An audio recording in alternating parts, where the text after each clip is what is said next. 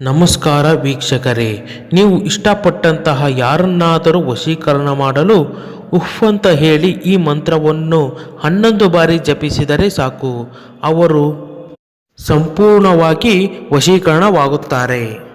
ನೀವು ಇಷ್ಟಪಟ್ಟಂತಹ ಸ್ತ್ರೀಯಾಗಲಿ ಅಥವಾ ಪುರುಷವಾಗಲಿ ಯಾರೇ ಆಗಿದ್ದರೂ ಕ್ಷಣ ಮಾತ್ರದಲ್ಲೇ ವಶೀಕರಣವಾಗುತ್ತಾರೆ. ಜೀವನ ಕಾರ್ಯದಲ್ಲಿ ಇದೊಂದು ಪ್ರಚಂಡವಾದ ಅದ್ಭುತವಾದ ತಂತ್ರವಾಗಿದೆ. ಯಾರಿಗಾದರೂ ವಶೀಕರಣ ಬೇಕೆಂದರೆ ನಾನು ನಿಮಗೆ ಪ್ರಮಾಣ ಮಾಡಿ ಹೇಳುತ್ತಿದ್ದೇನೆ, ನೀವು ಈ ತಂತ್ರವನ್ನು ಮಾಡಿ ಖಂಡಿತವಾಗಿ ಸಫಲರಾಗುತ್ತೀರಿ. ಜೀವನದಲ್ಲಿ ನಿಮಗೆ ಅತಿ ಮುಖ್ಯವಾದ ಅಂಶಗಳಿದ್ದರೆ ಅದನ್ನು ಪಡೆಯಲು ಸಾಧ್ಯವಾಗದಿದ್ದರೆ ಈ ತಂತ್ರವನ್ನು ಮಾಡಿ ಸಂಪೂರ್ಣವಾಗಿ ಅವರು ವಶೀಭೂತರಾಗುತ್ತಾರೆ. ನೀವು ಇಷ್ಟಪಟ್ಟಂತಹ ಯಾರಾದರೂ ಮನಸ್ಸಿನಲ್ಲಿ ನೀವು ಇರಬೇಕೆಂದು ಇಚ್ಛೆಪಟ್ಟರೆ ಈ ಕೆಲಸವನ್ನು ಮಾಡಿ ಸಾಕು. ಈ ಮಂತ್ರವನ್ನು 11 ಬಾರಿ ಹೇಳಿದರೆ ನಿಮ್ಮ ಕೆಲಸ ಸುಲಭ ಸಾಧ್ಯವಾಗುತ್ತದೆ. ಈ ವಶೀಕರಣ ತಂತ್ರವು ಸ್ವಯಂ ನಾನೇ ನಿರ್ಮಾಣ ಮಾಡಿದ್ದು ಹಲವಾರು ಜನರಿಗೆ ಫಲ ತಂದುಕೊಟ್ಟಿದೆ. ಇದೊಂದು ಬಹಳ ಅದ್ಭುತಶಾಲಿ ತಂತ್ರವಾಗಿದೆ. ಈ ತಂತ್ರವು ನಿಮಗೆ ರಕ್ಷಣೆಯನ್ನು ಕೂಡ ಸಹ ಮಾಡಬಹುದು.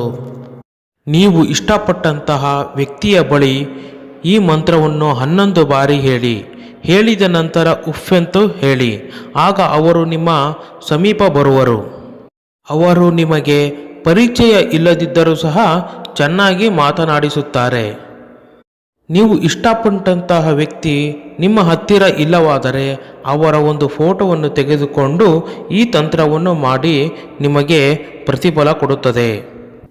ಫೋಟೋವನ್ನು ತೆಗೆದುಕೊಂಡು 11 ಬಾರಿ ಮಂತ್ರಪಠನೆ ಮಾಡಿ ಉಫ್ ಅಂತ ಹೇಳಿ.